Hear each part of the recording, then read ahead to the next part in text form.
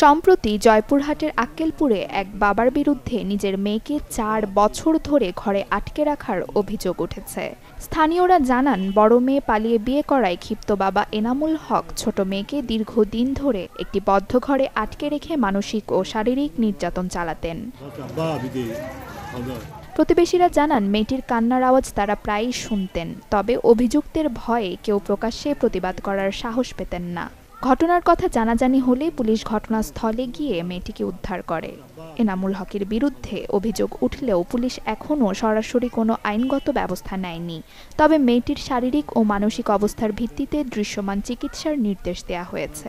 Police জানিয়েছে, ঘটনার তদন্ত চলছে এবং যদি কারো গাফিলতি পাওয়া যায় তাহলে আইনানুগ ব্যবস্থা গ্রহণ করা হবে। আমরা মেয়েটা যাতে যেন সুস্থ থাকে, ভালো থাকে, যে কোনো একটা পরিবারে যায় ওই মেয়েটা যেন মানুষ হয়ে থাকে। আমার খুব ময়া, তার 5 বছর থাকেনি।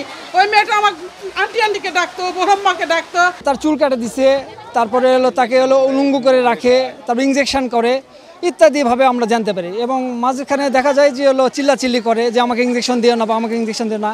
এটা কে বের করছে? তোমার ভয় নাই? তোমার ভয় নাই? কে এত বড় হইছে রে ভয় পায়? ওই না হয় ভয় পায় কেন রে?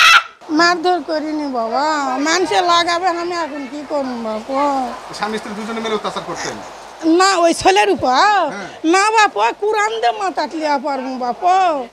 না, আমি তো আটকা রাখি না। আমি যখন দেশে বাড়ি যাই সকালবেলার দিকে, তখন তালা দিয়ে বাইরে দেশে বাড়ি চলে যাই, আবার সন্ধ্যার দিকে আসি, তখন তালা খুলে রাখি। না না না, কোনো তাদের যে হাত পা বাঁধে থাকা এই ধরনের কোনো পলিসি নেই আমার, ওটা করিও না। এটা প্রাথমিক সিদ্ধান্ত যেটা হলো, আমি অফিসার ইনচার্জ মহোদয়ের সঙ্গে কথা বলেছি।